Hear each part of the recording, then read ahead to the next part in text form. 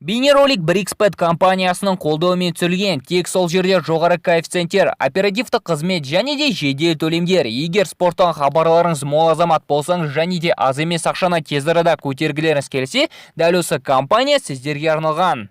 Еске салайық, тек осы жазда тегін бонустар мен керемет конкурстар ұйымдастырылады. Бас жүлде су жаңа iPhone XS ұялы телефоны. Жандос промокодын қолданып, жеңімпаз болуға асық. BRICS-Bet сілтемесі төменде.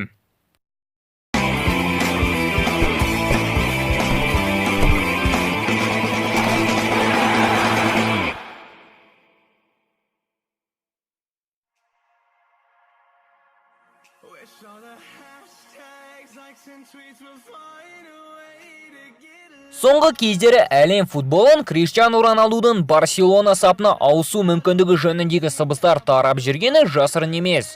Көптеген танымал газет, журналдар мен YouTube арналар осы керемет мүмкіндікті жібермей, хайпқа толы мақалалар мен бейнероликтер шығаруда. Алайда бұндай фейк жаңалықтар қазір оңсыз да өте көп. Сондықтан бүгінгі бейнероликте бұл ақылға сыйымсыз трансферлік сыбысты талқылап көрейік. Арнамызға жазылып, қоңырау түймешесін басуды ұмытпаңыздар. Ал біз бастаймыз.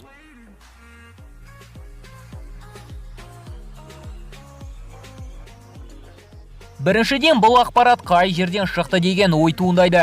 Бұл сыбыстың таралуына Лео Мессидің Копа Америка аясындағы Аргентина-Колумбия арасындағы матчтен кейінгі берген сұхбаты түрткі болды.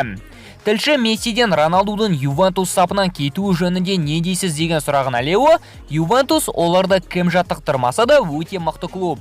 Егер Роналду чемпиондар лигасын ұтқысы келсе, мен оны Каталонияда күтемін. Себебі біздің де мақсатымыз чемпиондар кубогы деген. Кімге қалай естілсе де Месси қалжыңдап тұрғаны белгілі емес пе? Бұған қатысты Криштиану Роналду да өз пікірін қалдырмай қоймады. Шын мәнінде менің жұлдызды мансабым Реалда емес, МЮ сапында басылды. Себебі дәл сол жерде мен алғашқы алтын доп жүлдесі мен чемпиондар кубогын бағындырдым. Ал Реалда мен әлемнің үздігі болуға тырыстым. Және менің қолымнан бұл келді деп ойлаймын. Мадридтік Реал әрқашан менің жүрегімде. Мессидің шақыртуына келсек, әрине Леомен бір клубта өнер көрсету керемет болар еді. Себебі ол өте феномендік футболшы, ал ең бастысы өте жақсы адам. Барселона сапына ауысуым жөнінде айтсам, Каталонияда мені көбісі ұната қоймайды. Себебі мен ол қалада Барса қақпасына біраз гол соқтым.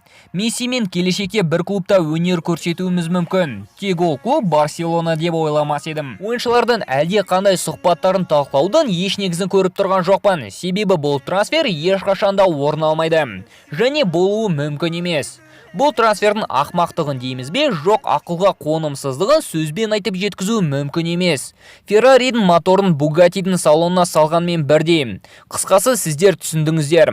Олай болса, пікірлеріңіз комментарияда. Келесте кездескенше достар, футбол бірінші орында.